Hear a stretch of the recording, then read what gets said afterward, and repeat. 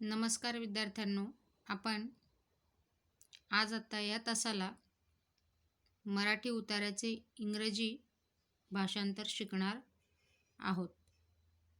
विद्यार्थी मित्रांनो, आजच्या माहितीच्या तंत्रज्ञानाच्या जगामध्ये माहितीचा विस्फोट हे आपल्या जीवनाचे अविभाज्य अंग बनले आहे.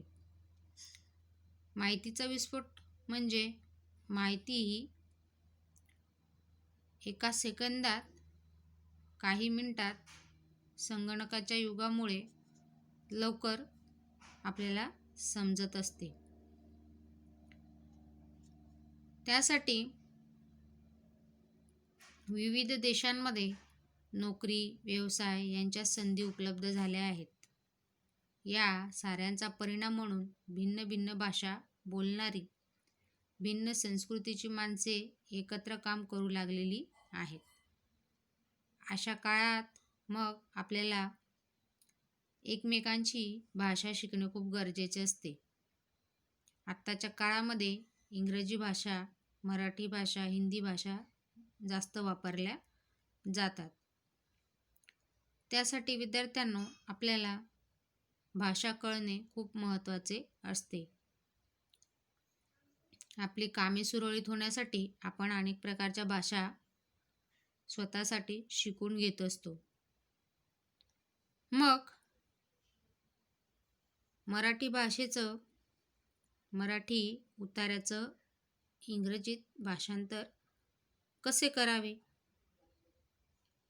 किंवा मग इंग्रजी उताऱ्याचं मराठीत भाषांतर कसे करावे हे महत्त्वाचे आहे.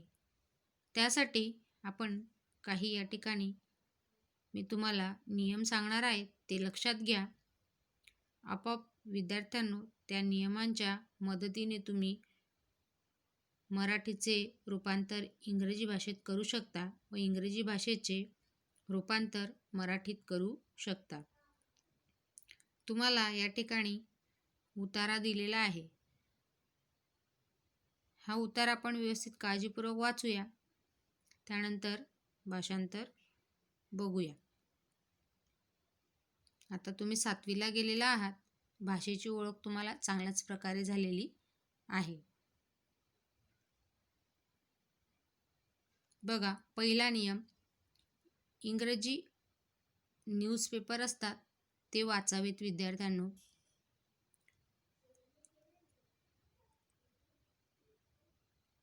जेव्हा नवीन शब्दार्थ बघतो आपण, तेव्हा त्यांचा अर्थबोध करून घ्यावा. म्हणजे ते नवीन शब्द शिकत असताना त्याचा अर्थ समजून घेणे खूप महत्त्वाचे असते. तिसरा नियम, त्या भाषेच्या व्याकरणानुसार वाक्यरचना असते. त्या भाषेच्या म्हणजे वेगवेगळ्या भाषेच्या व्याकरणदृष्ट्या ग्रॅमॅटिकली सेंटेन्स बाइंडिंग केलेलं असतं. उदाहरणार्थ बघा विद्यार्थ्यांनो, एक उदाहरण सांगते म्हणजे तुमच्या अधिक लक्षात येईल. He said to his brother हे इंग्रजी वाक्य आहे. याचे भाषांतर तो आपल्या भावाला म्हणाला असे होईल विद्यार्थ्यांनो. तो त्याच्या भावाला म्हणाला असे नाही, तो आपल्या भावाला म्हणाला असे त्याचं मराठीत भाषांतर होते. पुन्हा उदाहरण सांगते, तुमच्या अधिक लक्षात येईल. उदाहरणार्थ इंग्रजीमध्ये आहे वाक्य, he said to his brother. मराठीत भाषांतर, तो आपल्या भावाला म्हणाला असं त्याचं मराठीत भाषांतर होतं. तो त्याच्या भावाला म्हणाला असे होत नाही. त्यानंतर पुढचा 5वा नियम लक्षात ठेवायचा विद्यार्थ्यांनो. भाषांतर करत असताना वाक्यामध्ये नावं असतात, पद, पोस्ट नेम असतात, बरोबर आहे. हुद्दे, जॉब असतात, त्याप्रमाणे नावं असतात. ते भाषांतर करताना जसेच्या तसे ठेवायचे असतात. उदाहरणार्थ मेजर, ब्रिगेडियर याप्रमाणे. मेजर पण एक हुद्दा आहे मेजरचा. मेजर शब्द जशाच्या तसा ठेवायचा. ब्रिगेडियर हा शब्द जसाच्या तसा ठेवायचा. मराठीत रुळलेली काही शब्द आहेत, ती वापरत असताना ती वापरली तरी चालतात, जशीच्या तशी वापरायची असतात. उदाहरणार्थ टेबल बघा, मराठीत टेबल हा शब्द रुळलेला आहे म्हणून टेबल लिहितात. पेन, गॅस, ते शब्द जशीच्या तशी रुळलेली आहेत.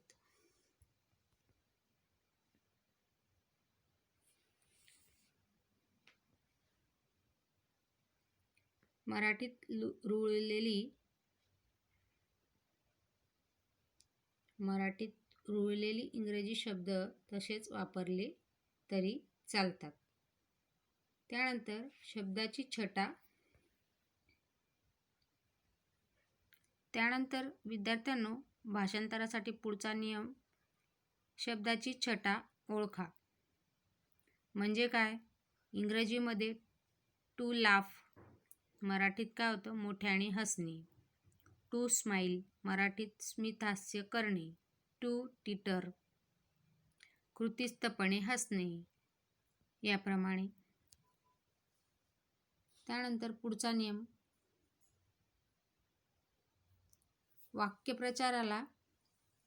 वाक्यप्रचार जर असेल तर त्याला योग्य वाक्यप्रचारच वापरणे. त्या भाषेतील वाङ्मयीन संकेत, सामाजिक संकेत, आध्यात्मिक संकेत, उदाहरणार्थ बघा, ब्रह्म, माया इत्यादी ज्या संकल्पना आहेत त्या लक्षात घेऊन भाषांतर करायचे असते. एकूणच बघा विद्यार्थ्यांनो, इंग्रजीचे मराठीत व मराठीचे इंग्रजीत भाषांतर करताना दोन्ही भाषांची मर्मस्थळे लक्षात घेऊन, मर्मस्थळे म्हणजे कॉम्बिनेशन लक्षात घेऊन, त्या भाषेच्या सौंदर्याशी सुसंगत असे अर्थपूर्ण अचूक भाषांतर तयार करणे आवश्यक असते. असे भाषांतर अर्थवाही व ज्ञान पोचवणारे तर आहेतच, पण त्याचबरोबर आपल्याला भाषांतर, ट्रान्सलेशन यातून स्वतःमध्ये पुनर्निर्मितीचा आनंद मिळत असतो. आपण त्यातून पुनर्निर्मिती शिकत असतो. भाषांतर करण्यामागचा उद्देश, भाषांतर केल्याने आपला काय फायदा होतो, आपल्यामध्ये पुनर्निर्मितीचं कार्य घडून त्यातून आपल्याला आनंद मिळत असतो. अशा प्रकारे या ठिकाणी विद्यार्थ्यांनो, तुम्हाला मी काही नियम सांगितले. त्या नियमाचा वापर करून तुम्ही जर भाषांतर केले तर नक्कीच तुम्ही चांगल्या प्रकारे मराठी उताऱ्याचे इंग्रजी भाषांतर करू शकाल व इंग्रजी उताऱ्याचे मराठीत भाषांतर करू शकता. चला तर आता आपण हा मराठीतील उतारा वाचूया, तो समजून घेऊया. त्यानंतर त्याचं आपण एक ओळीचं इंग्रजी भाषेमध्ये ट्रान्सलेशन म्हणजेच भाषांतर करणार आहोत. या ठिकाणी बघा, जरा शेतकऱ्यांच्या जीवनाकडे तर नजर टाका. घरात भले फाके पडत असोत, शेतकऱ्याची बायको आपले काळीज कठोर करते. घरात असलेले थोडेसेच धान्याचे दाणे ती बियाणे म्हणून वापरते. तुम्ही म्हणाल, कशी वेडी बाई ही, मुलांना उपाशी टाकून धान्य मातीत मिसळते. पण याच दाण्यातून हजारो दाणे उगवणार असतात. ही पुनरुत्थानाची प्रक्रिया असते. अशीच हिंमत आणि फळाची वाट पाहण्याचा धीर तरुणाईला असायला हवा. या ठिकाणी विद्यार्थ्यांनो, आपण उतार्यात 1, 2, 3, 4 ओळी वाचल्या. ह्या तुम्ही लिहून काढायच्या आहेत. 4 ओळी, पहिल्या 4 ओळी 1, 2, 3, 4 लिहिल्यानंतर आता याचे आपण इंग्रजी भाषांतर लिहिणार आहोत. चला तर 4 ओळी तुमच्या वाचून लिहून झाल्याच असतील.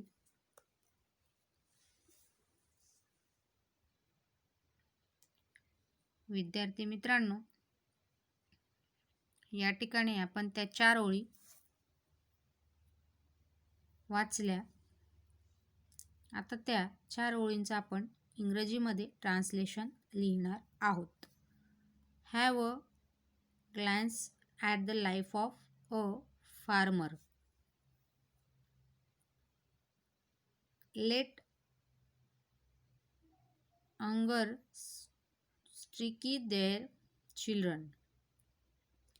The wife of the farmer, keeping stone on her heart, preserves the leftover grains for showing. You may say, how mad she is. She is laying a precocious grains into soil instead of feeding her children. But she knows that those grains are going to multiply in thousands. This is the process of raising again. Our youth should have daring spirit and patience like her. याप्रमाणे विद्यार्थ्यांनो, त्या मराठीत लिहिलेल्या 4 ओळींचे इंग्रजी translation तुम्हाला video काळजीपूर्वक ऐकून लिहायचे आहे. विद्यार्थ्यांनो, त्यानंतर तुम्हाला या ठिकाणी या होमवर्कसाठी मी देत आहे. या 3 ओळींचे तुम्हाला इंग्रजीत भाषांतर लिहायचे आहे. त्या 3 ओळी आपण वाचून घेऊयात. त्या तुम्ही व्यवस्थित लिहून काढणार आहात. लिहून झाल्यानंतर त्याचे तुम्हाला इंग्रजीत भाषांतर लिहायचे आहे. HW ह्या भागामध्ये वयाच्या अवघ्या 15व्या वर्षी मलाला युसुफजाई जगाच्या नजरेत आली. मुलींना शिकता यावे या उद्देशाने पछाडलेल्या मलालावर तालिबानी अतिरेक्यांनी जीवघेणा हल्ला केला. ती जवळपास मृत्यूच्या दरवाजात जाऊन परत आली. मात्र तेव्हापासून ती सगळ्यांच्या कौतुकाचा विषय बनली. विद्यार्थ्यांनो, आपण आता जो मराठी उतारा वाचलेला आहे तो गृहपाठात लिहून इंग्रजीत त्याचे भाषांतर तुम्हाला लिहायचे आहे. यानंतर नवीन टॉपिक समजून घेऊया आपण. अगोदरच्या टॉपिकमध्ये आपण मराठी उताऱ्याचे इंग्रजीत भाषांतर बघितले. आता आपण 2 क्रमांकाच्या टॉपिकमध्ये इंग्रजी उतारा दिलेला आहे तो वाचून समजून घेऊया आणि त्याचे मराठीत भाषांतर लिहिणार आहोत. I was in town recently and took a ride in a taxi with a friend. When we got out of the cab, my friend said to driver, "Thank you for the ride. You did a superb job of driving." The taxi driver was stunned for a second. Then he said, "Are you wise guy or something?"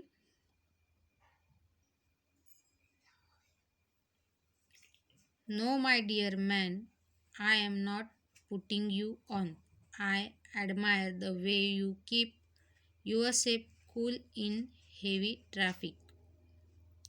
बघा विद्यार्थ्यांनो, या ठिकाणी 1 2 3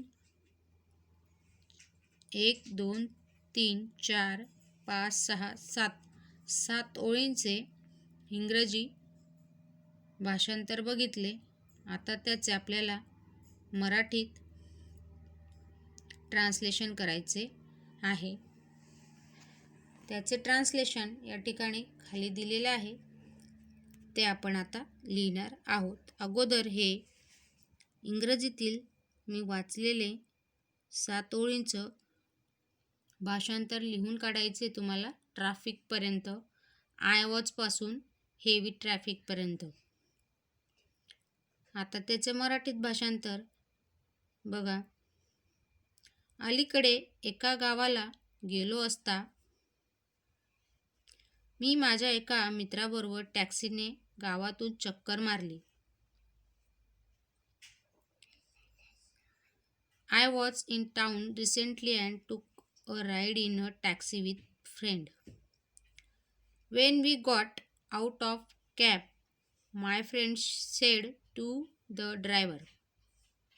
आम्ही त्या टॅक्सीतून खाली उतरलो तेव्हा माझा मित्र त्या टॅक्सी चालकाला म्हणाला, "वा, फारच छान. अगदी अलगद फिरवून आणलं तुम्ही आम्हाला. You did a superb job of driving." मजा आली. क्षणभर तो टॅक्सी चालक स्तंभित झाला. मग म्हणाला, "तुम्ही कोणी थोर विभूती वगैरे आहात की काय?" "नाही रे बाबा, तसं नाही. मी उगीच तुझ्यापुढे जास्त शहाणपणा दाखवत नाहीये. या रहदारीत तू आपलं डोकं कसं थंड ठेवू शकतोस त्याची मला कमाल वाटली, म्हणून तसं म्हटलं मी."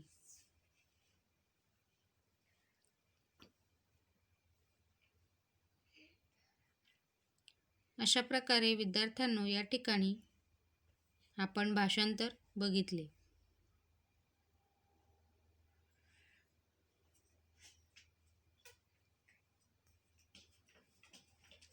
त्यानंतर तुम्हाला गृहपाठासाठी उतारा मी वाचत आहे, तो लिहून काढायचा. त्याचे उत्तर भाषांतर मराठीत तुम्हाला लिहून काढायचे आहे. Society has given us many things.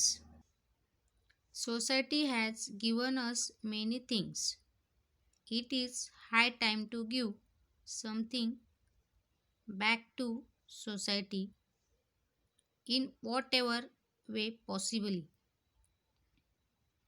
If every individual thinks I am doing only my job. तिसरी ओळ वाचत आहे मी आता. If everything is I, then where will society go? There are many people who have sacrificed their career to serve society. You may not be in such position. बघा, 4 ओळी आहेत विद्यार्थ्यांनो. Society has पासून तर सच पोझिशनपर्यंत तुम्हाला हा 4 ओळीचा उतारा लिहायचा आहे. उतारा लिहून त्याचे मराठीत भाषांतर लिहायचे आहे. धन्यवाद विद्यार्थ्यांनो. आता पुन्हा एक नवीन 4 ओळींचा उतारा या ठिकाणी मी वाचत आहे, तो तुम्हाला लिहून त्याचे मराठीत भाषांतर करायचे आहे. I am not I am not depending on it. My friends said I am aware that the system isn't foolproof. I might deal with 10 different people today. If out of 10 I can make 3 happy, then eventually I can indirectly influence the attitude of 3,000 more. 1, 2, 3, 4, 5 ह्या 5 ओळी आपण इंग्रजीतल्या वाचलेल्या आहेत विद्यार्थ्यांनो या ठिकाणी. तर तुम्हाला लिहायच्या आहेत. बट यू आर डिपेंडिंग इथून सुरुवात करून 1000 मोर या ठिकाणी स्टॉप करायचं आहे, लिहायचं. आता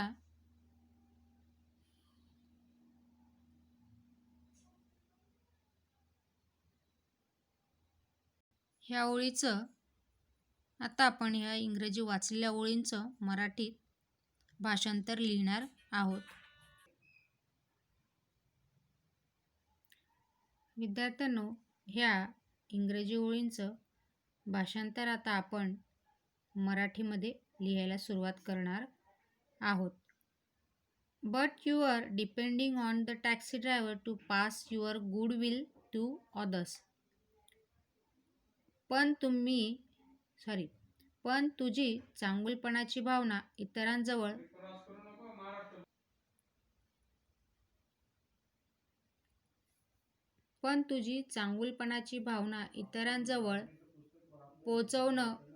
पोचवणं हे सर्वस्वी त्या टॅक्सी चालकावर अवलंबून आहे. I am not depending on it. त्यावर माझा मित्र म्हणाला, असं बोलण्या वागण्याने हमखास यश मिळेलच याची हमी देता येत नाही.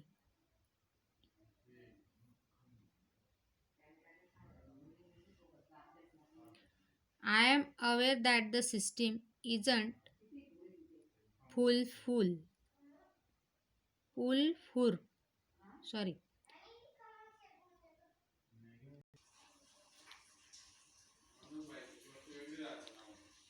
My friend said, I am aware that the system isn't foolproof. I might deal with 10 different people today. If out of 10 I can make 3 happy, then eventually I can indirectly influence the attitudes of 3,000 more. विद्यार्थ्यांनो या ठिकाणी but you are depending on the taxi ह्या ओळीपासून लिहायला paragraph सुरुवात करून तो तुम्ही 3,000 मोर इथपर्यंत लिहून पूर्ण करणार आहात. म्हणजेच 1, 2, 3, 4, 5 ओळींचं इंग्रजी ट्रान्सलेशन तुम्हाला लिहायचं आहे. त्यानंतर त्याचे मराठीत भाषांतर मी सांगते ते ऐकून लिहायचे आहे. पण तुझी चांगुलपणाची भावना इतरांजवळ पोचवणं हे सर्वस्वी त्या टॅक्सी चालकावर अवलंबून आहे. त्यावर माझा मित्र म्हणाला, असं बोलण्या वागण्याने हमखास यश मिळेलच याची हमी देता यायची नाही हे मलाही माहीत आहे. फुल स्टॉप. म्हणून मी केवळ एका माणसावर सगळं सोडून देत नाही. पूर्णविराम. मी केवळ एका माणसावर सगळं सोडून देत नाही. फुल स्टॉप. आजच्या दिवसात माझी 10 जणांशी गाठ पडली आणि ह्या 10 पैकी 3घांपर्यंत जरी मी चांगुलपणा दाखविण्यातला आनंद पोचवू शकलो तरी अप्रत्यक्षपणे आणखी 3,000 जणांच्या मनात तो ठसवला जाईल. या ठिकाणी विद्यार्थ्यांनो आपण थांबूया. धन्यवाद.